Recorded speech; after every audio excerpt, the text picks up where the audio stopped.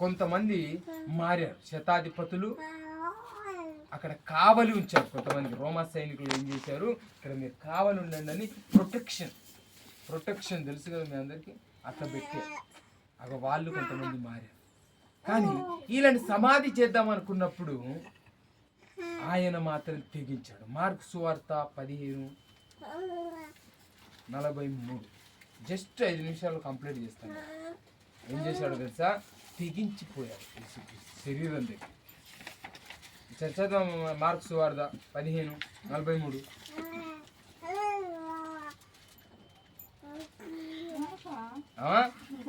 గనుక సాయంకాలం అయినప్పుడు, ఎప్పుడు సాయంత్రం వేళలో అరిమత యోసేపు తెగించి, అబ్బా ఈ మాట ఒకసారి చూడండి, ఏం చేశాడట, తెగించి పిలాతు అనే ఒక రాజు యుద్ధకు పోయాడు. దేవుని కొరకు తెగింపు ఉండాలి. 12 మంది శిశువులు పోయి మూలల్లో దక్కున్నారు. మరియమ్మ ఏడుస్తా ఉన్నది ఆ గుల్గోత పర్వతం దగ్గర.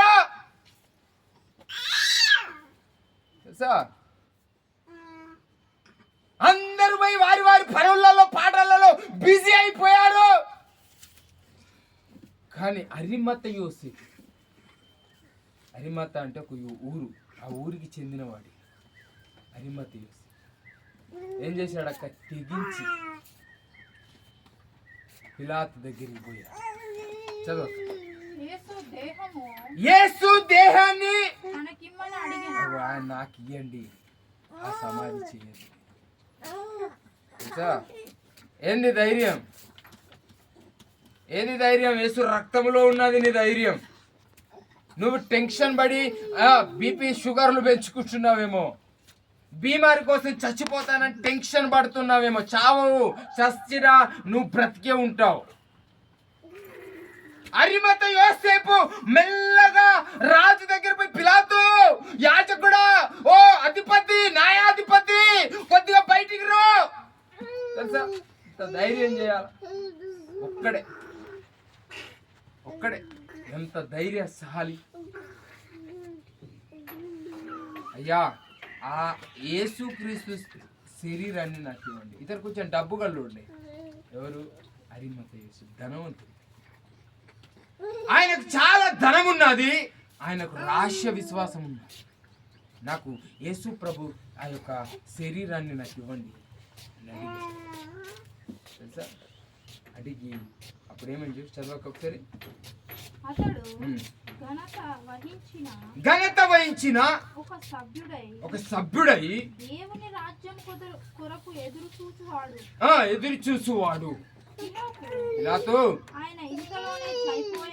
అయ్యో పిలాతు అన్నాడు, అయ్యా ఈయన యేసుక్రీస్తు చనిపోయాడా అని ఆశ్చర్యపడి ఒక శతాధిపతి, ఒక సైనికుణ్ణి రాజు పిలుచుకొని ఆయన ఇంతలో నేను చనిపోయినా అని అతన్ని అడిగాను. సంగతి తెలుసుకొని యోసేపునకు ఆ శవము అప్పగించాను. యోసేపుకి ఆ శవాన్ని ఏం చేశాడు? అప్పగించినప్పుడు యోసేపు భుజాన వేసుకొని మరియమ్మ తల్లిని తీసుకొని పోయా. యోసేపు ఎక్కడ పెట్టాడు? అరిమత యోసేపు ధనవంతుడు కాబట్టి ఆయన ఒక బండకు సమాధి తొలిపించుకున్నాడు. ఆయన కోసం, ఈయన కోసం కాదది. మా ఈరోజు మట్టిలో పెడుతున్నాం, కొంతమంది కట్టెల్లో కాలుస్తున్నాం. ఆ రోజు ఇట్లా కాదు. బండలు చాలా మెత్తగా ఉండేటివి కావచ్చు నాకు తెలిసిన కాడికి. ఇప్పుడు మోషే తోమా చెన్నై వచ్చాడు కదా, తోమా సువార్త పట్టుకొని మొట్టమొదటి భారతదేశానికి వచ్చిన సువార్థికుడు ఎవడు? ఎక్కడికి వచ్చాడు ఆయన? చెన్నై వచ్చినప్పుడు నేను మొన్న చెన్నై వెళ్ళాను కదా, అక్కడ చూశాను మన గుడిషా అంతా ఒక బండ ఉంది. ఆ బండకి ఇట్లా అని తొలిశాడు. ఆ బండని లోపల అది మొత్తం ఉంది. ఆ తొలిసి ఆ గోడకి ఒక సిలువ నరికాడు.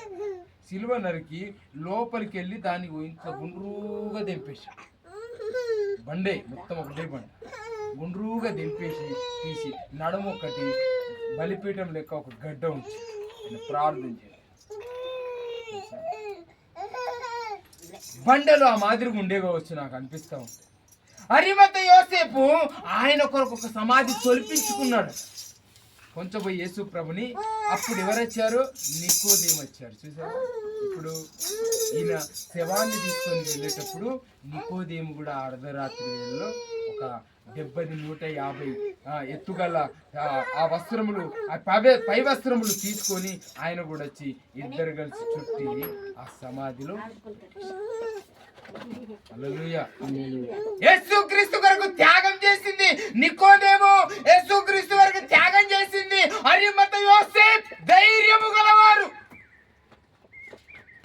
తెలుసా? యేసు ప్రభు చనిపోయాడు, నిన్న పండుగ అయిపోయింది. ఈరోజు చాలా మందికి ఏం గుర్తుందా ఏం లేదో నాకైతే తెలియదు, కానీ మనం ధన్యులు. నేను చెప్తా, మీరందరూ ధన్యులు.